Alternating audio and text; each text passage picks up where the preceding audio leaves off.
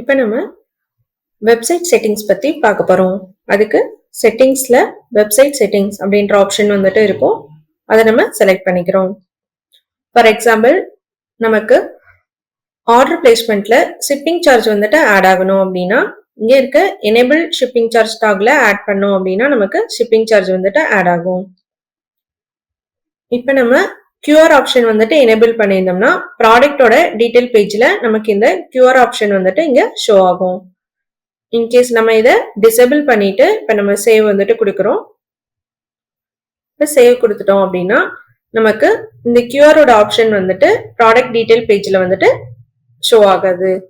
In case நம்ம shipping charge வந்துட்டு நம்ம ஆட் பண்ணல, ஃப்ரீ ஷிப்பிங் வந்துட்டு பண்ணுறோம் அப்படின்னா இப்போ இந்த ஷிப்பிங் சார்ஜ் டாக்லையும் நம்ம வந்துட்டு ஆஃப் பண்ணிட்டோம் அப்படின்னா நமக்கு ஆர்டர் பிளேஸ்மெண்ட்ல ஷிப்பிங் காஸ்ட் வந்துட்டு ஆட் ஆகாது.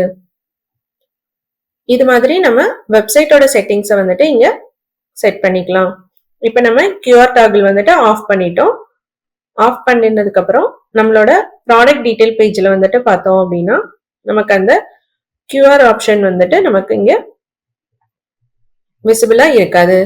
இன்கேஸ் நமக்கு QR கோட் ஆப்ஷன் வந்துட்டு வேணும் அப்படின்னா அகைன் நம்ம எனேபிள் பண்ணிட்டு சேவ் வந்துட்டு கொடுத்தோம் அப்படின்னா நமக்கு வெப்சைட்ல வந்துட்டு QR ஆப்ஷன் வந்துட்டு விசிபிளா வந்துட்டு இருக்கும்.